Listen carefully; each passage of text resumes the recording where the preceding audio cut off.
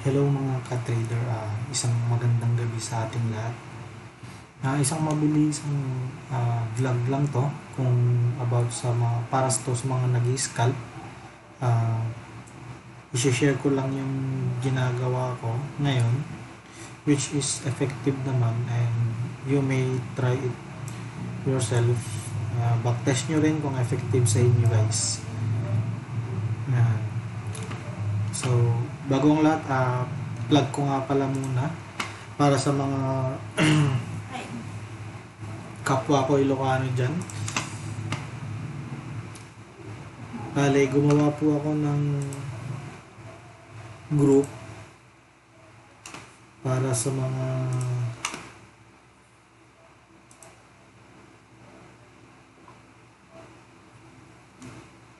kapwa ko Ilocano. Ito po siya, Trading Secret Ilocano. So,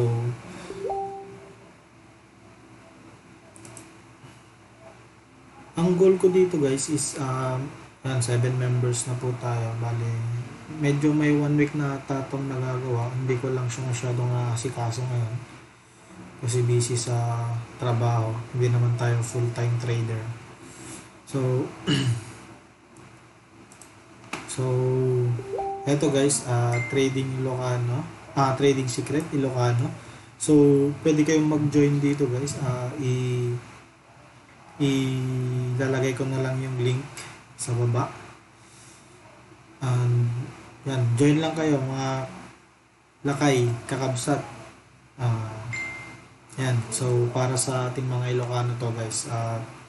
Share lang tayo ng ating knowledge. Hindi lang ako mag-share, guys. Kung gusto nyo mag-share kayo. Kung may komento kayo, share nyo lang. Basta wag lang kayo mag-aaway-away. Wag lang mag-aaway-away dito sa group. Open tayo sa discussion, guys, dito sa group na ginawa natin. And of course, para matuto tayong lahat. Kasi maski ako, guys, gusto ko rin madagdagan yung aking kaalaman sa trading. Kasi hindi ko naman sinasabi na 100% win rate tayo, no? So, kasi kung ganun yung win rate natin, siguro hindi na tayo magtatrabaho. And hindi, mababa lang yung win rate natin, guys. Technique lang talaga natin dito is consistency. Tapos mag-create ka ng sarili mong trading plan. And yung pag-create ng trading plan, siguro sa next video ko na lang ituturo, i-discuss kung paano. Kasi kanya-kanya naman tayo ng style. Hindi porket yung trading style ko is effective sa akin, is ibig sabihin magiging effective na rin sa inyo. So, ayan lang, guys. Shout out sa mga ka-group ko sa Bullish Bear and sa Binance for Filipino Beginners. And shout out sa inyo. And ayan, guys, di-discuss ko lang ngayon is scalp, how to scalp. So ayan, nakikita nyo naka CRB tayo ngayon, CRB perpetual. So may entry tayo dito. Alam nyo, guys, ito yung mahirap sa mga nagtitrade sa alts, kasi hindi lang yung alts yung tinitignan nila, hindi lang yung kumbaga, hindi lang yung market ng alts yung tinitignan nila, pati yung market ni BTC. Tignan mo, nag-dump. So, sa 15 minutes natin, guys, nag-dump tayo. And actually, kanina dito kay CRB, sa GC, sa group, ina-observe ko na siya dito pa lang. Dito pa lang sa candle na to. Sabi ko, tinitingnan ko na siya kasi medyo parang, sabi ko, baka mag-reversal na kasi possible retest na siya dito. Inabangan ko kasi ito yung retest area ko.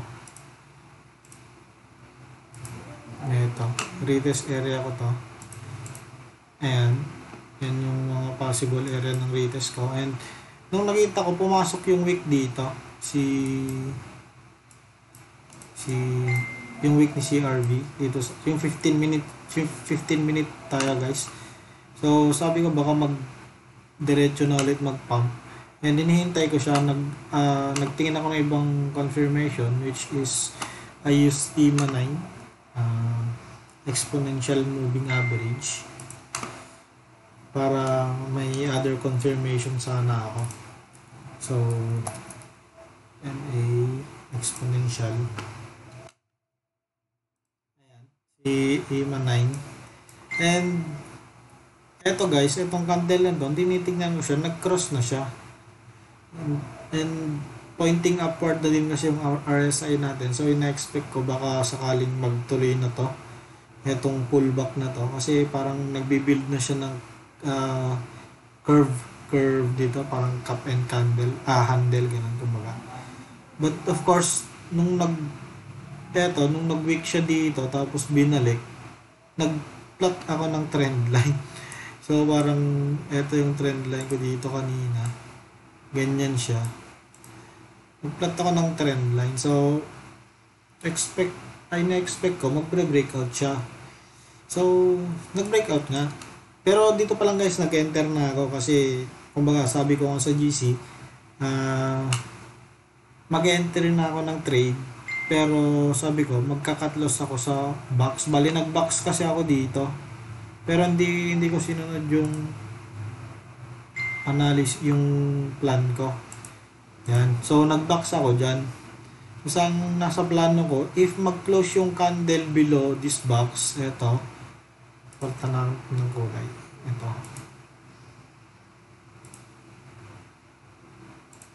So yan, itong purple box natin, kung mag-break yung candle na, kung mag-break out tayo dyan at mag-close below, sabi ko, magka-cut ako. Pero, nung tinignan ko dito sa bandang kaliwa, possible na support pa rin to, yung below nitong ating itong retest area. So, eto siya. So, meron pa tayo dito na support. Hindi ko to nakita. So, hindi ko siya na-expect na abutin niya yan. So, nung nag-hold naman dito sa area na, nung nag-con siya dito, so, nag-change plan ako. Ito na talaga, final plan ko.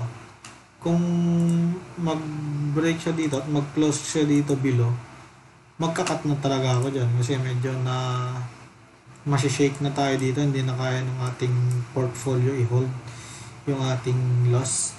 So hinold ko muna siya dito sa support, which is nag-support naman siya. So good news yun sa akin. So nag-support naman siya, and nag-plot na ako ng trend line. So ayan, nag-plot na ako ng trend line ulit. Nag-replot ako, plinat ko ulit yung aking trend line para maging mas clear yung ating movement. So sabi ko, good naman yung entry natin, kasi kung titingnan natin yung breakout dito sa trend line natin na to, itong upper trend line natin, itong resistance, is sakto, nag-breakout din siya dito sa ating entry kanina. So good pa rin, kaso nga lang medyo na shake out lang tayo dun sa pullback niya. So sana magtuloy-tuloy na to. May resistance tayo dito sa 15 minute.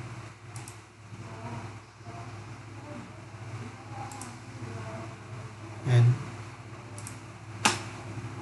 hoping lang na mag-break sana dito. Sana lang. Pero tingin ko mag-break naman yan kasi uptrend naman tayo. So ayun guys, ganun ko lang sinakyan tong CRB. Brief lang yan, brief discussion lang yan. Time check 9:24, so baka abutin tayo ng alas 10. Simulan ko na guys yung kung paano ko ginagawa yung pag-scalp. So eto guys, pwede nyong gayahin to.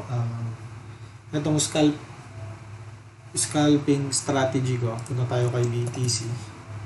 So may entry pala tayo kay BTC, and to BTC USDT. So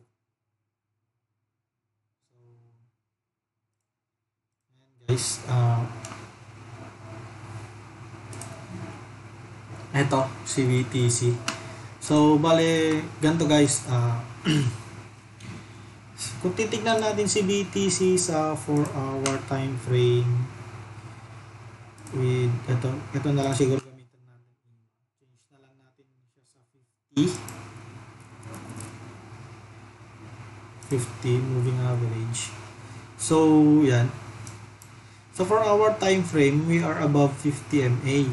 50 moving average, exponential moving average, which is sa akin sa sa SMA simple moving average, above 50 tayo.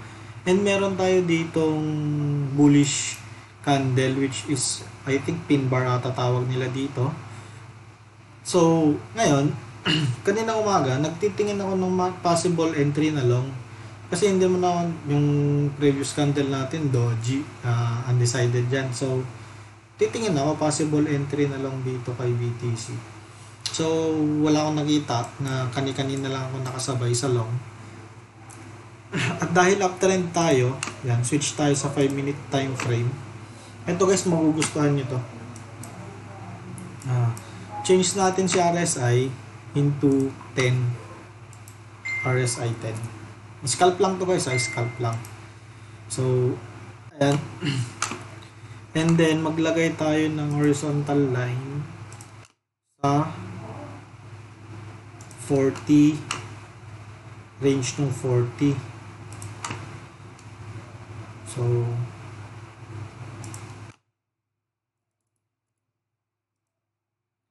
yan. So yan na yung RSI natin guys. So yan. Ito lang yung dalawang gamit ko. Una, ganito na natin gagawin. Determine natin kung yung higher time frame natin is uptrend or downtrend. So, kung uptrend tayo, so maghanap tayo ng entry sa lower time frame na long. Mag-scalp tayo for long position. And secondly, ang second natin na gagawin, mag-switch tayo from 4 hour to 5 minute. Or pwede rin tayong mag-switch sa 15 or 30. Nasa sa inyo yan guys. Ang ginawa ko kanina sa ibang coins kay BZRX and sino pa ba yun? Qtum. Yun. Doon nag-scalp ako doon ng long. Actually, nag-scalp din ako kay YFII kaso na-shake out agad ako. And nag-cut loss ako doon. So, anyways, lesson learned. Ganun lang talaga sa trading. So, eto kay BTC tayo. Nakasalo ako dito. Hawak ko pa siya hanggang ngayon. December 12, 9:28 PM. Hawak ko pa si BTC as of now. 15x leverage, meron na tayong 20% gain. Nakapag-entry ako sa 18887.02. Saan yan? 18887.02. I think itong close nito. Itong close nitong candle na to. Bakit ako nag-entry guys? Kung mapapansin nyo, kaya natin pinalitan yung RSI. Actually, nga pala, hindi sa akin tong strategy na to, napanood ko lang to sa YouTube. Kung gusto nyo ring panoorin ng mas malinaw at para mas maintindihan nyo ng mas maigi, kasi mas klaro siyang magpaliwanag, i-search nyo sa YouTube kay Sir, sino ba yung napanood ko? Kanino ko ba napanood to? I think kay Rainer Teo tayo. Yes. Kay Hey my friend. Yan. Yung trader vlogger na ganun yung intro. Yung hey what's up my friend. Ganun yung intro niya. Basta kung makita nyo yung intro niya na yun siya na yun. So, try nyo guys. Nakalimutan ko lang pero sa kanya ko ata. Sure, parang hindi ko lang sure. Pero I'm sure na hindi sa akin ba. Na ginaya ko lang guys. I-share ko lang sa inyo kung paano niya ginagawa. So, I hope ma-explain ko sa inyo na mas mabuti para magamit nyo rin sa pagtitrade. Suggestion ko lang guys, actually yung napanood ko kasing vid is parang daily yung time frame na ginamit niya, which is parang pag sa crypto kasi parang iniisip ko pagka daily at tinitingnan ko din, nagbabacktest din kasi ako ng mga daily, parang masyado siyang kumbaga masyadong mataas yung risk kasi kung daily natin, so tingnan natin sa daily.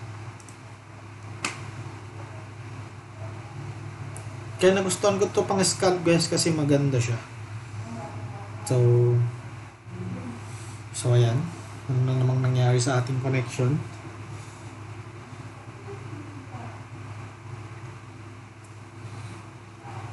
Yan. So, looking good naman yung pagsalo natin kay BTC. 24.53% na siya as of now. So, ayan guys. Masyadong risky. Parang masyado tayong ayan. Although makakapag-hold tayo, kasi hindi natin siya, ilang araw tayo maghihintay, di ba? Ang tagal natin maghihintay ulit. Kasi yung etong strategy na to, kailangan natin tong candlestick na mag below RSI 30. So, suggestion ko lang naman. So, kasi parang sa one day kasi scalp mo lang din to eh. So, try nga natin compute. Ang target mo kasi dito guys, ito yung nilagay nating horizontal line na sa 40 na line, sa 40 range. So, try natin. Kasi ito yung signal natin na pabalik na siya, itong green. So, after that close, mag-buy tayo. And, TP natin is ito. So, break even lang din. Or we can make it, siguro kung nasa sa inyo na, pero sa scalp lang kasi ako. Or you can make it na dire-diretso yung ating, kumbaga ito lang yung signal nyo ng entry. Kasi total long naman yung ating trend. So, uptrend naman tayo. So, pwede siguro ito yung ating entry point. And, wait natin na mag-crossover ito, na mag-signal na siya pabalik. Which is ito, bumalik na siya. So, sana huwag siyang mag-dump. Gusto ko si Bitcoin na mag-create ng another all-time high. Sana ma-break niya na yung all-time high niya. Kasi para sa akin guys, hindi pa niya na-break yung all-time high niya ni BTC. Dito sa Binance although breakout siya sa mga lower time frame, pero sa higher time frame parang weak lang yung, lumusot lang yung weak. So, hindi pa ako confident enough na breakout yun. Siguro pag nakita ko si one day na nag-close above 9 ng 20k or 19.9. I think 19.8 kasi yung less than 19.900 yung ating resistance, yung all-time dito kay BTC. So, yan. Balik tayo guys. Time check, 9:33 PM. And, so, ayan guys. So, kung nakita nyo ginawa natin sa dito sa one day, ganun lang din yung gagawin natin sa 5 minute. So, bali dadagdagan ko lang yung may dadagdag na lang ako dito na para mas maging strong yung ating bias. So, sinasuggest ko sa lower time frame guys kasi mas madalas nyo makita to. Mas madalas nyo makita, mas marami kayong entry. So, eto siya guys. So, first rule, check the higher time frame kung uptrend or downtrend. So, kay BTC, uptrend tayo based on 4-hour time frame. Yan, we are above 50 MA. So, uptrend tayo. So, pataas, nasa bull side tayo. So, mag-switch tayo sa 5 minute time frame or kung saan nyo gusto, kung 30 minutes, 15 minutes, o yan. So, ang kailangan lang dito guys is patience, syempre. Or you can scan nyo lahat ng crypto coin, lahat ng mga coins, kung ano yung mga napasok na sa ating area. So, yan. Pagka-switch natin sa lower time frame, ang next nating gagawin guys is maglulook tayo ng mga nasa oversold area. So, yan. So, this one, nakita nyo dito, eto, nag-oversold na siya. Ito na siya. Yan. So, oversold siya. So, yan na yung first signal natin. So, pero hindi tayo pag nag-oversold na ganyan guys, huwag tayong oversold na siya, bibili na ako. No, wag ganun. Kasi, tingnan nyo to, nag-oversold siya, pero bumagsak pa rin. May mga ganun kasi mga instances kay RSI, kasi nga, si RSI is a momentum oscillator. So, once na nag-oversold siya, may chance na tuloy-tuloy na bumagsak. Katulad kay BTC, sa 1-day time frame, nag-overbought siya, which is kala ng karamihan, mag-pullback na, and nangyari, nagtuloy-tuloy pa siya. So, nag-continue yung momentum niya. So, ngayon, balik tayo ulit. Oversold, below RSI 30. So, ang tanong naman ngayon, so meron na tayong signal ng buy. Ang tanong naman ngayon, kung kailan tayo bibili. So, ang next signal natin is yung following candle. Paano ba yun? Eto. So, ito. Paano ba to?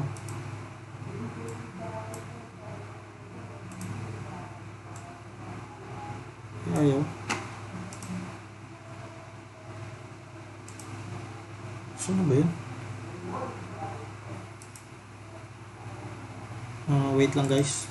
Saan ba yung pambilog-bilog natin? Ito, brush. So, ito. Yan. Itong candle na to, yung sumunod na candle is green. Ngayon, titignan natin kay RSI kung bumalik na siya sa above 31, above 30. So, nasa mga 30.5, 31, mga ganun. So, yun yung ating buy signal. So, eto, which is eto, in case nitong si candle nung December 20 at 0010, December 2, 2020. Which is, ang RSI natin is, eto, tingnan nyo to, itong RSI natin dito.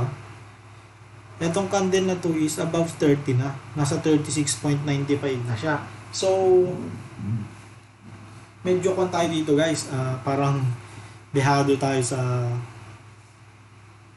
medyo maliit yung ating magigain kasi kung scalp, ang target naman kasi natin dito is eto, once na yung candle is mag-breakout sa horizontal line natin na nilagay natin sa 40. Kaya guys, pwede nyo naman sigurong itaas to mga 45 or 50 para nasa range lang tayo. Kumbaga, yung 50 kasi parang parang middle na yan. Kumbaga, undecided na kung saan siya pupunta, parang ganun.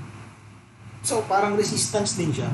Pero dito kasi guys, good to kasi at least may scalp ka. So, ganito. Ang pan-closing nitong candle na to, magbabay tayo. So, buy here. And of course, etong next candle natin, nag-close na siya. Sell here. So, may 0.45%. Kung ang tawag dito, kung may leverage tayo na 10%, so meron tayong less than 5% na gain. So, not bad. Kasi, hindi naman masyado yung fee. Hindi ka naman siguro lugi sa fee doon. I think hindi naman siguro lugi sa fee. Kaya, ewan ko Scalp lang kasi to guys, kaya saan yung maliliit lang din yung gains. 0.04 kasi yung fee, so meron pa tayong 0.42 na gains. Ayan, so ganun lang guys. Kung gusto nyo naman kayo, kung gusto nyo mag-take risk pa kayo na uy, nag-break to, or eto, i-target nyo etong previous low niya or previous high niya, eto, pwede naman. Nasa sa inyo na yun guys kung paano kayo mag-set ng target nyo. Pero etong strategy kasi na ito, ganito yung kanyang ganito yung kumbaga exit point niya, entry tsaka exit points. So, ganoon lang guys. So, ito may gain ka na ng 46%. gross kasi may fee pa yan. Ngayon, next naman is maghanap ka ulit ng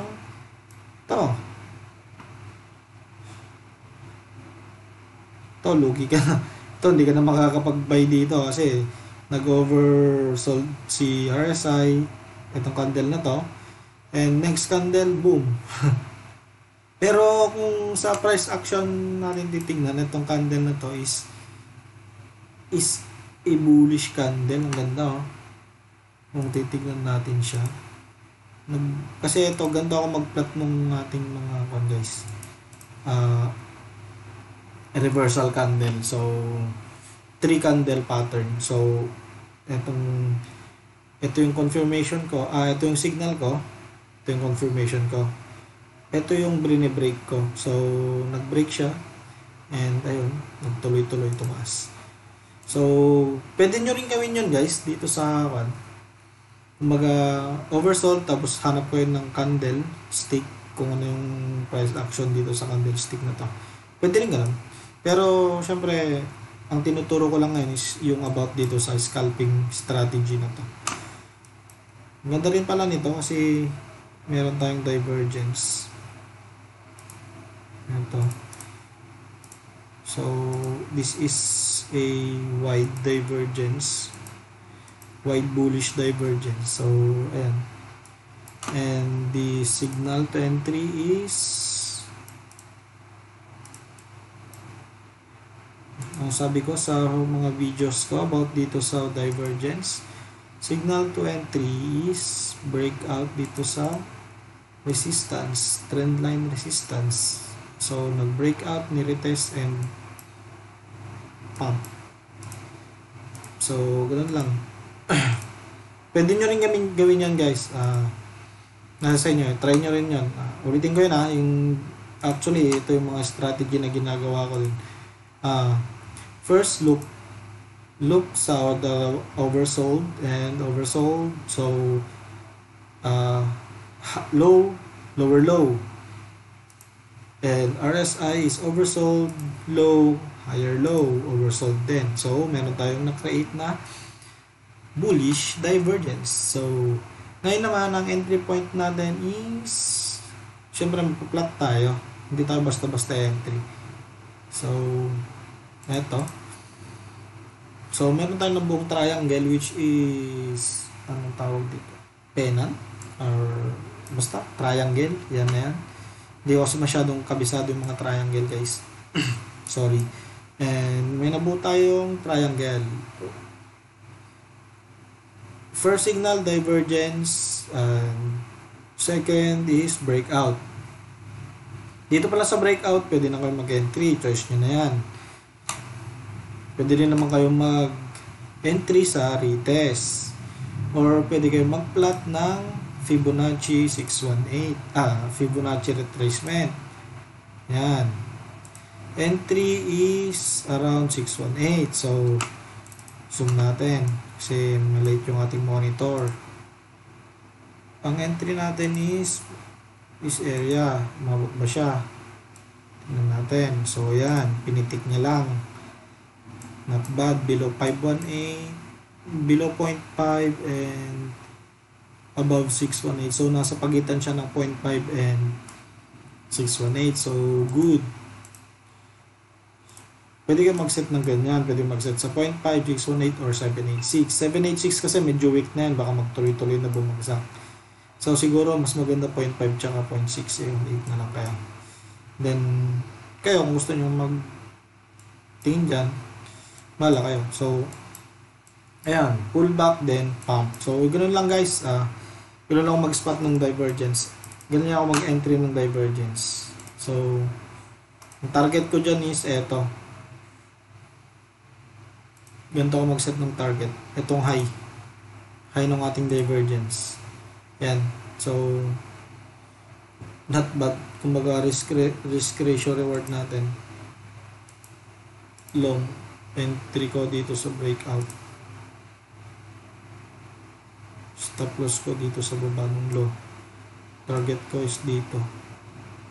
So, lugi pa. Mas mataas masyado yung risk. So kung ako yan, baka hindi ko pinasukan yan. Kasi okay lang siguro kung okay lang naman siguro yun, halos 1:1, pero lamang pa rin yung talo pagka if in case na ayan, magloko yung ating market, hindi sumunod sa gusto natin. So ayan guys, kung nagets nyo, ulitin ko lang yung ating scalping technique na napanood sa kay Rainer Teo ata yun. Try nyo na lang pong search kung sa kanya nga yun. Kasi medyo matagal ko na siyang napanood, naalala ko lang kanina. Kasi may nakita akong maraming lumusot dito sa lower time frame, sa RSI. So ayan guys, nga pala idadagdag ko lang din. Naku, bumaba si Bitcoin My God.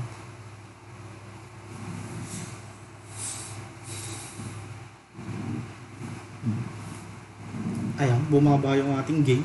Sa 22% na lang siya. And yung entry ko sa CRV, ayan, negative 6% na ako. So, sana tumas pa siya. And guys, another tip, additional tip lang dun sa strategy natin na scalping. Mas better, ito kasi nakita ko kay BTC kanina. Kaya, napa-entry ako. Close ko na. Hindi ko mabantayan. Saglit lang guys, close ko lang.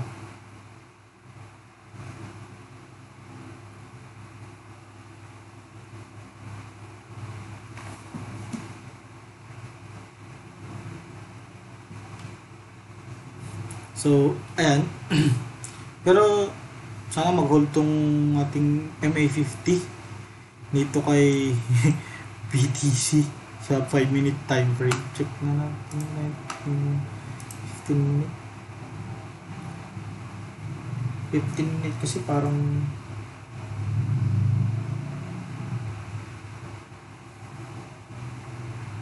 bagal ng ating net ngayon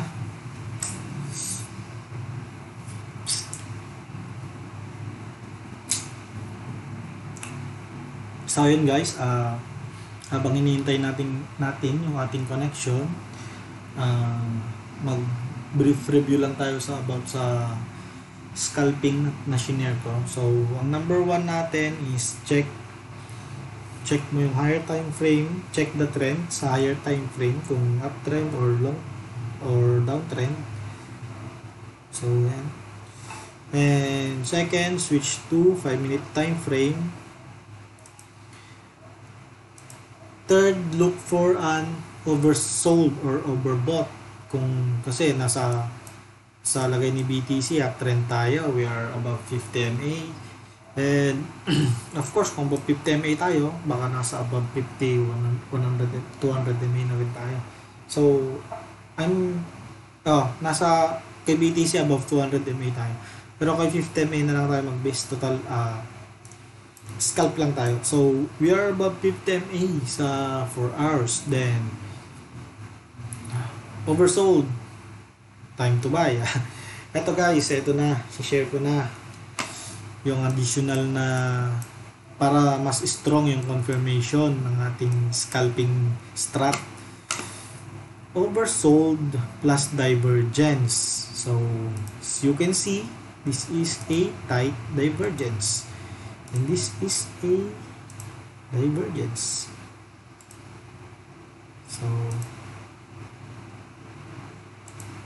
So, ayan. So, dalawang oversold dyan, guys. Makikita nyo. So, eto, yung first oversold natin. So, eto yung big dump. Sumabay si CRB kanina, which is na shake naman yung ating bilog-bilog. So, yan. Pero nag-hold tayo, buti kinaya natin yung galaw ni BTC. Yun kasi masakit sa mga guys, sa nagtitrade sa alts. Kailangan mong i-consider yung movement ni BTC kasi pagka talagang nagloko si BTC, damay-damay. Kumbaga, sunod tong mga to eh. Kumbaga, tong mga alts kasi buntot ni BTC to. Kaya kung saan pupunta si BTC, sumusunod sila eh.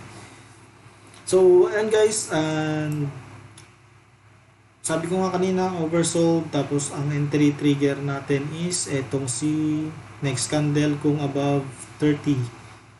So, yan, nag-above 31 siya. Actually guys, eto yung entry ko. Masyadong greedy. Eto kasi yung entry ko. Finalo ko talaga yung napanood ko eh. Eto, nung close niya. So, nung nag-close yan, tinitignan ko siya, nag-close 31.61. Sabi ko, uy, maganda to kasi medyo malayo-layo sa 40. Baka possible na medyo mataas-taas yung ating abutin. So, ayan guys. And nag-entry tayo and nag-pump naman siya. And luckily, hindi nag-hit yung ating target sa RSI. So, hindi siya lumagpas ng 40. So, syempre, as plan, ayon sa ating strategy, mag-out tayo kapag ka nag-break siya sa 40. So, sukatin natin to. Meron tayong gain na 0.31%. So, it's a less than 5 minute trade. So, syempre, hindi tayo nag-hold tayo dyan. Kasi hindi pa nga tawag dito, hindi pa lumusot yung ating RSI dito sa ating 40 line. So, syempre, hold lang. Kapit betlog. So, so, ayan nga, ang nangyari, bumagsak siya. Walang hiya tong si Bitcoin. So, kinabahan na naman ako dito. So, nung bumagsak siya, tinitingnan ko, yung RSI natin, nag-oversold na siya, pero hindi pa niya naabutan na itong pinakababa ng RSI. Hindi niya na-break. So, ang iisip ko dyan, magkakat naman ako dito. Siyempre, magkakat loss naman ako dito. Kung yung RSI natin, itong second na oversold natin, is mas mababa. Mas mababa dito sa first na oversold area natin. So, ang nangyari, hindi naman siya tuloy-tuloy. So, parang false breakout lang siya. And ayun, nung nag-oversold ulit siya dito, syempre, may entry trigger na naman sana. So, sana. Which is above 35.12. So, ayun na nga.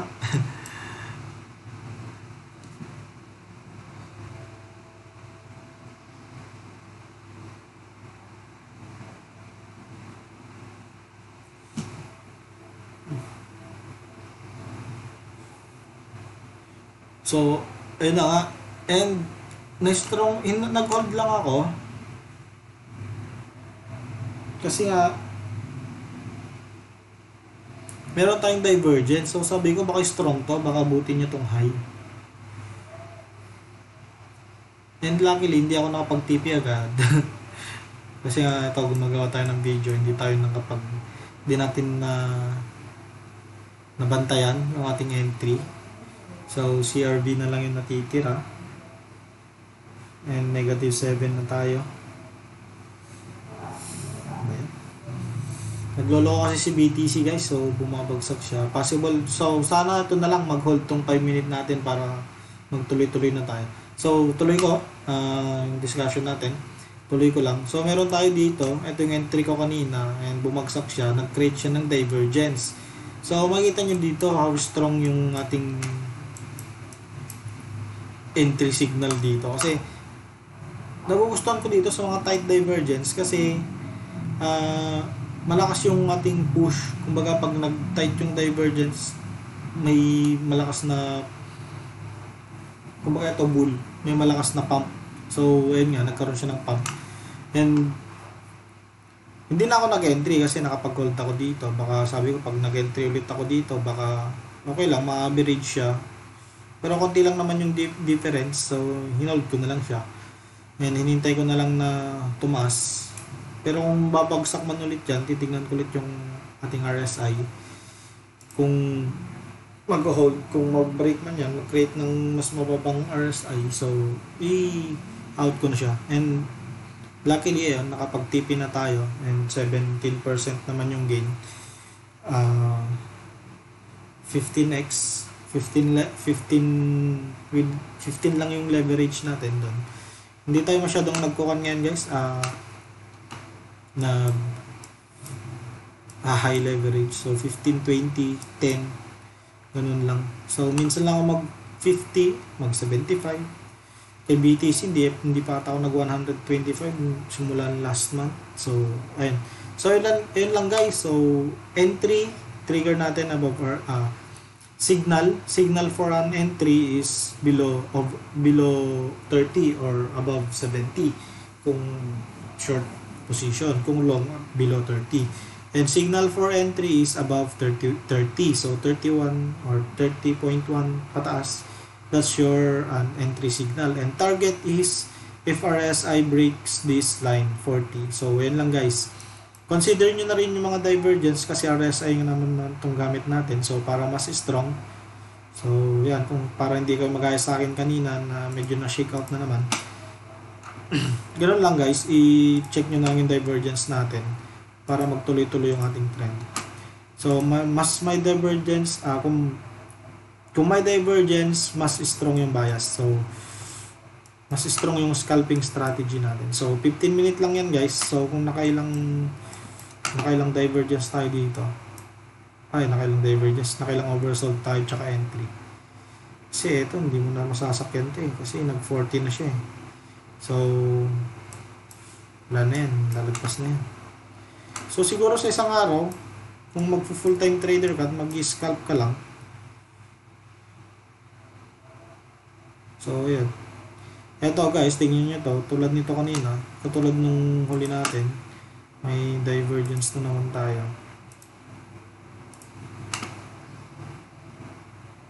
So, strong na naman yung naging move niya. So, lumusot siya pa siya sa 50 EMA. Ito siya sabi ko guys,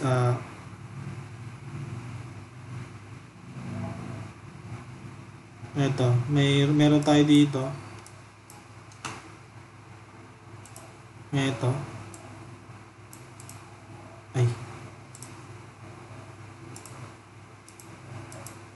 Ayan guys, and meron tayo dito oversold. Ayan, tingnan nyo na lang. Itong candlestick na to is oversold. 25.77 RSI. And next candle is signal to buy, 30.39 above 30. So it's buy time. And ang exit natin is itong third candle. So, ayan, 0.66. 0.66% guys. So, not bad. Para sa 10 minutes. Diba? 10 minutes trade. 10 minutes na paghihintay upon entering yung trade. Meron kang 0.66. So, not bad. So, ito rin. 23. And so ito medyo shake out ka dito kasi nagkaroon siya ng divergence. Siyempre ito yung entry point mo, tagal nung hihintayin mo. So parang nag-create siya ng expanding. Sukatin nga natin ng oras to. So maghihintay ka ng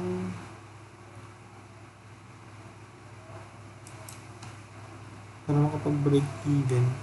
Kasi ito maganda to kasi may divergence na siya.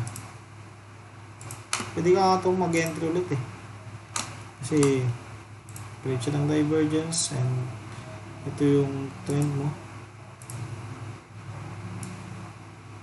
Ayan. So breakout then pump. So ayun lang guys. Ganun lang naman tayo mag-spot. And ganun lang yung ginagawa natin sa RSI 10 and EMA 50 na scalping trading using 5-minute time frame. So, ayan, update tayo. Ano ba naman to? Bitcoin. Ticket na. Tik naman to. So, ayan, nangyari yan. Sana mag-hold para umangat din yung CRB ko. So, ayan, sakto alas 10 na guys. And end ko na tong video. And so, yan. Sana nagustuhan nyo yung shinare ko na scalping strategy. And syempre salamat sa nagturo sa akin sa YouTube kay Sir Rainer Teo. So yan, hey my friend, shout out sa'yo. Sana mapanood mo tong video. And please subscribe sa ating channel. And paki-like na rin po itong ating video kung nagustuhan nyo. Kung may kakilala kayong mga nagte-trade guys, share nyo rin to sa kanila para may magamit din sila. So, ayan guys, disclaimer lang pala guys. So, huli ko na itong disclaimer. Sa trading is very risky. Kumbaga, ito yung job na risky. Kumbaga, isa kang pulis. Yan. Hindi, basta yun risky. So, risky ang trading guys. Kung effective sa akin yung style ko, backtest nyo muna bago nyo gawin. Kasi possible na effective sa akin and sa inyo is hindi. So, backtest nyo muna and siguro mag-paper trade muna kayo or mag-trade kayo with small amount lang para hindi masayang yung effort nyo. And if na-lose, edi sabihin nyo na lang na enrollment fee. Ganun naman yung sinasabi ng iba. So, ayan. Anyways, yan, tumataas na si Bitcoin. Sayang, nag-close ako. Ganyan. So, ayan. Ganun lang guys.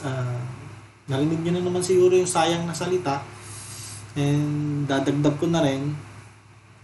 Sa mga gainers, maririnig nyo yan, sayang. Sa mga losers, maririnig nyo yan, sayang. So, yan.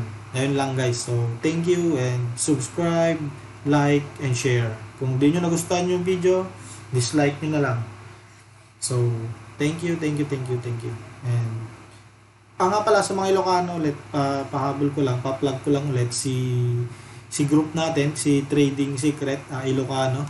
So, please join kayo doon guys. Mag-join kayo. Free. Ipupush ko yun.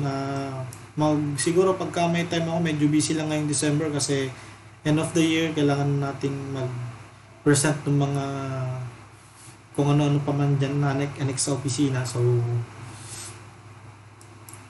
talagang ganyan ang buhay, trabaho natin yan. So, yan guys. Lalagay ko na lang sa description box yung link ng ating channel para makapag-join kayo. Mga kapwa ko Ilocano dyan, lakay, kakabsat, nag-join kayo. So, ayan, nagyamanak. And nagpabaklang tayo amin. So, yan. Thank you.